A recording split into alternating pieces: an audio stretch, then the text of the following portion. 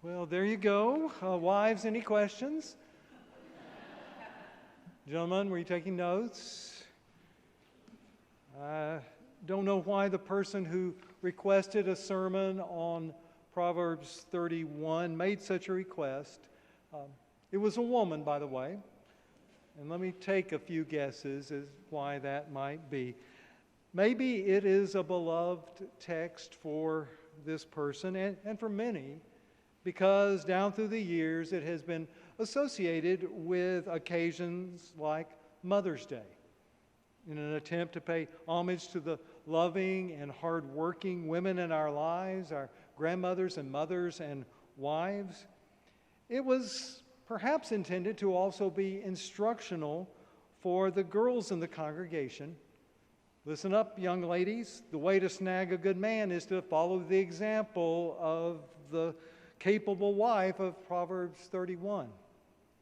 Maybe it was also meant to guide the young men in the church about the kind of girl to be on the lookout for, not just go for the first pretty young thing that they see.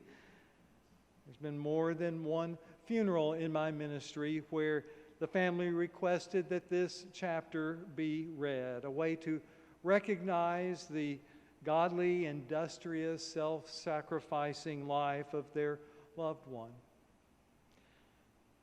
This is not a simple passage, though, and I imagine that even now there may be some blood temperature that has been raised in some women and men about almost the boiling point. A woman's worth is not to be measured by the way she has been enslaved by patriarchal society. This is exactly what is wrong with religion. It has been a mechanism of control and manipulation. And I hear you. I'd ask that if that describes your reaction to Proverbs 31, that you hang in there just a little bit longer with me. Linda was reading this passage for us today, and I asked her if she could bring a sample of her weaving and knitting so that she could show us what a godly, capable woman she is, and she arrived empty-handed. Despite this obvious flaw, anyone who knows Linda Brown knows that she is more than capable in 100 ways. Someone failing to check all the capable boxes, as outlined here, is not disqualified as a worthy human being.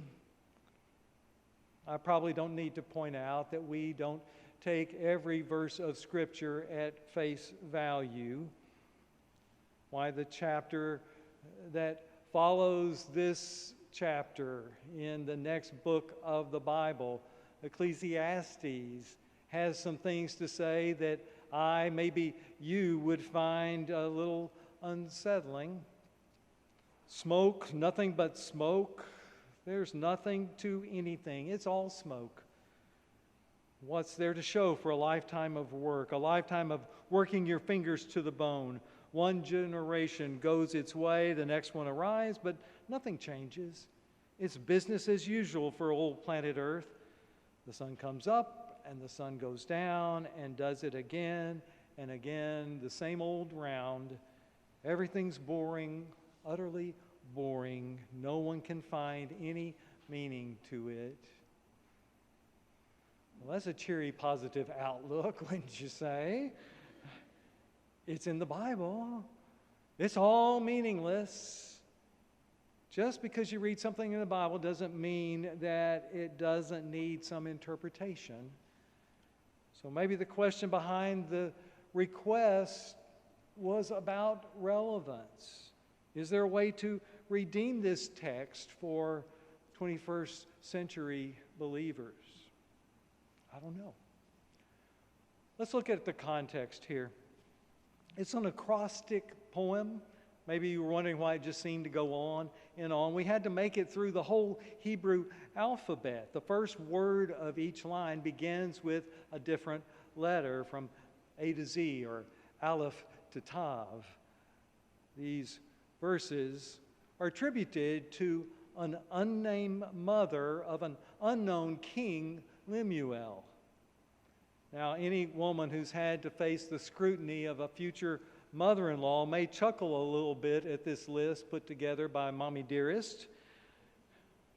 Is the message of this daunting list of attributes of the virtuous or capable wife something like, so really, are you good enough for my little boy?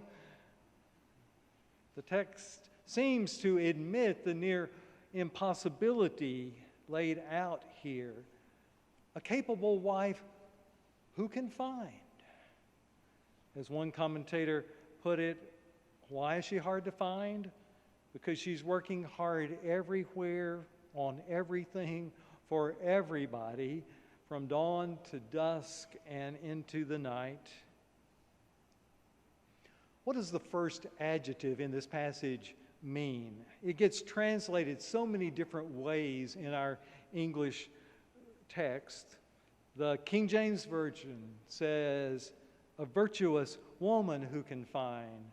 Others say, a capable wife, a good wife, a valiant, strong, courageous woman. The Hebrew word is cha'il, which has a primary meaning of military might or power, or something like physical strength. Its plural form designates a military army or warriors. Now, I wonder if our English translations had said, a warrior woman who can find, if we'd find that cross stitch to hang up on the wall. I don't know.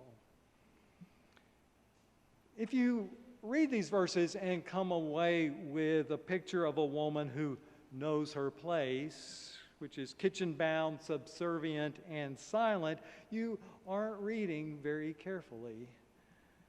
While this may not be the liberated woman's manifesto, for its time and context, it is a fairly remarkable document. This capable woman excels at providing for her family, and I get tired just reading about what she does before breakfast, and there's so much more.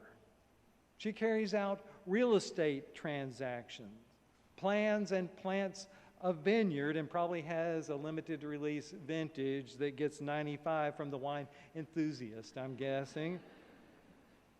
She's known for her wisdom, her good teaching in wise living, and has made a name for herself. But it's not just about what she accomplishes, but how she goes about her work. She is strong, warrior strong, but is not some kind of hard or uncaring person. She's a person of compassion. She opens her hand to the poor and reaches out her hands to the needy. The teaching of kindness is on her tongue. When all of the activity dies down, the poem culminates not in what she does, but in who she is. The woman to be admired and praised is the woman who lives in the fear of God, it says.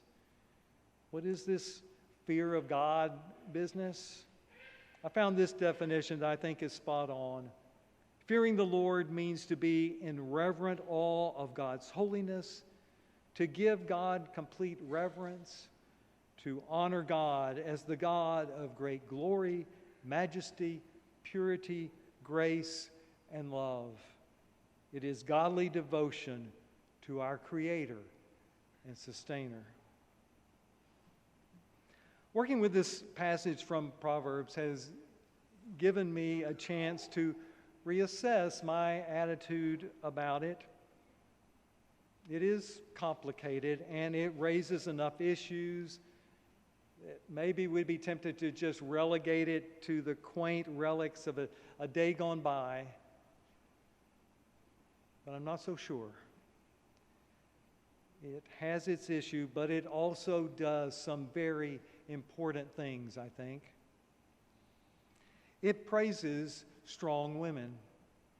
Now, that has not always been a popular stance in days gone by, and in some quarters, even today, it is not accepted. But clearly, here in Proverbs, strength, physical strength, entrepreneurial strength, might of character, and mighty compassion are praised.